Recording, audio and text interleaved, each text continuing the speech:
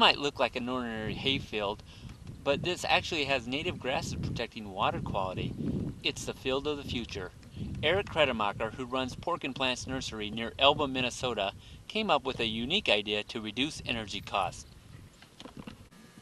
Eric, how did you come up with the idea? Back in 2003 or so, being a commercial grower, greenhouse grower in the northern climate, one of our main heating costs, or main expenses is actually our heating costs for our growing season with our poinsettias and our spring crops. We got to the point where we were starting to look for alternative energy ways to produce our energy to keep our cost on that greenhouse, which is what led us into the alternative side. First beginning with shelled corn, now going into more of a renewable, self-sustaining system. Since then, the operation has grown literally, and Eric is looking to meet his energy needs for the future. Eric, what are you doing now?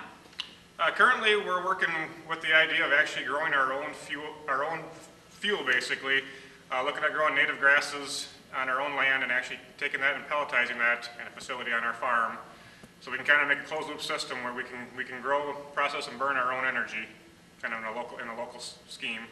So what are your plans for the future, Eric?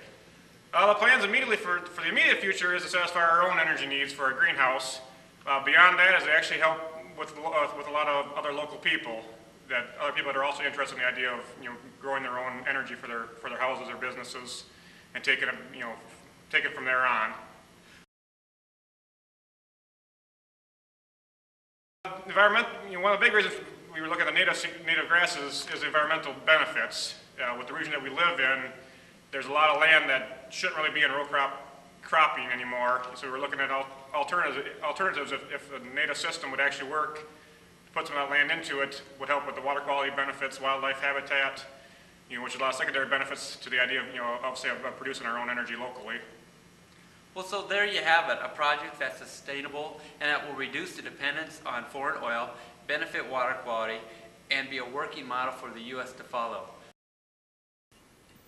And the money used from the National Conservation Foundation grant will help support the fieldwork and research data to learn about biomass yields per acre, so that other farmers can gain an agronomic and economic understanding about biomass and how it can be incorporated into their crop rotation.